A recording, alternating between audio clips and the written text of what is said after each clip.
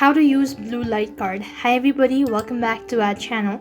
I am back with a new video, and today in this video I'll show you how can you use blue light card. So in order to use blue light card, you have to simply follow the steps. In order to use blue light, you need to log in into your online blue light card account or the app. Select the retailer. So first of all, let's go ahead and log in. So tap the login button, enter in your email address and then the password associated with it, and then click on sign in.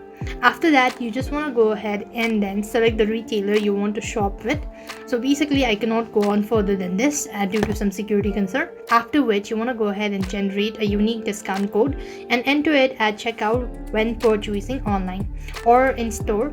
And likewise in store, simply show your physical or digital blue light card to the staff to receive discount. Now depending on the retailer, you might need to link your card to their specific app for additional verification as well.